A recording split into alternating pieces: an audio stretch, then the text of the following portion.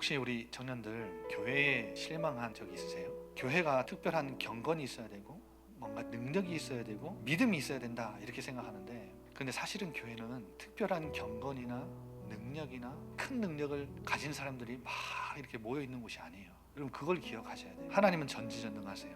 그런데 교회를 보면, 성도들을 보면 굉장히 무능한 사람 많고요, 그리고 믿음이 막 이렇게 충만한 사람들 그렇게 많지 않아요. 그리고 앞에 서는 모습하고 뒤에서 삶에서의 모습하고 다른 사람들이 거의 대부분이에요. 여러분 오늘 본문에 교회에 실망한 한 사람이 나와요. 여러분 자기 아들이 말 못하게 하는 귀신에 딱 사로잡혔어요. 근데 18절에 보면 이 아이를 사로잡아서 거꾸로 뜨려요. 거품을 물게 하고 이를 갈게 하고 뻣뻣하게 하고, 마치 간질처럼 사단이 딱 사로잡는 순간마다 이렇게 거꾸로 뜨리는 거예요. 그럼 언제부터 그랬냐? 21절에 보면 아주 어릴 때부터입니다. 이 아이를 둔 아버지는 어떻게 했어요? 아들을 고쳐보려고 얼마나 많은 의원들을 찾아갔고 얼마나 많은 곳을 의뢰를 했겠어요. 얼마나 이 아이와 많은 씨름을 했겠어요. 귀신 들린 아들을 둔 아버지의 괴로움이 얼마나 컸겠습니까? 얼마나 이 아버지로 하여금 좌절감을 느끼고 수치를 느끼고 원망을 하게 하고 죄책감을 느끼고 또 내 힘으로는 안 되는 게 이게요, 한계의식을 얼마나 느꼈겠습니까? 그 아들을 볼 때마다 그 수많은 고통의 나날들을 보내다가 소식을 들었어요. 한 줄기 소망의 빛이 탁 비춘 거예요. 저 갈릴리 지역에 예수라는 사람과 그의 제자들이 귀신을 떠나보내고 막 병든 자들을 고치고 안진뱅이가 일어나고 소경이 눈을 뜨고, 이 소식을 들은 아버지는 얼마나 큰 기대를 가지고 이 아이를 데리고 갔겠습니까?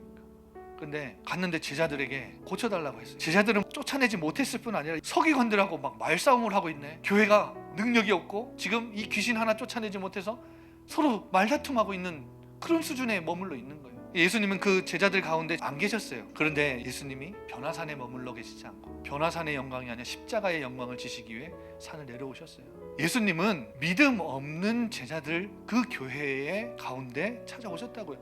믿음 없다고 떠나신 게 아니라 믿음 없는 이 교회 공동체 가운데 능력의 주님이 계신다는 거예요. 찾아오셨다는 거예요. 그리고 이렇게 말씀하세요. 믿음이 없는 세대요. 여러분 이 말씀이 지금 이 시대를 살아가고 있는 우리 청년들에게 들리기 바랍니다. 이 믿음이 없다는 것을 어떻게 우리가 설명할 수 있을까요? 믿음의 크기가 있어요. 무엇이 작은 믿음이고 무엇이 큰 믿음입니까? 여러분 믿음은 내가 생각하는 하나님의 크기예요. 오늘 이 아버지는 너무 큰 실망 속에서 그 상황 때문에, 현실 때문에 뭐가 작게 보여요? 능력의 주님이 작게 보이는 거예요. 그래서 뭐라고 해요? 무엇을 하실 수 있거든 불쌍히 여겨 도와주소서. 예수님이 작아진 거예요. 여러분 현실과 상황보다 하나님이 작아요? 그러면 그건 작은 믿음이에요. 여러분 오늘 제자들에게 믿음이 없는 세대요, 너희들이 이 귀신을 쫓아내지 못한 건 믿음이 작기 때문이다 이렇게 얘기하셨죠. 그런데 28절에 보세요. 제자들이 예수님께 조용히 묻죠. 예수님 왜 우리는 귀신을 못 쫓아냈습니까? 그러니까 29절에 뭐라 하세요? 기도 외에는 이런 이유가 나갈 수 없다. 믿음하고 기도하고 연결시키는 거예요. 여러분 믿음이 없으면, 믿음이 작아지면 우리의 삶에 기도가 없어요.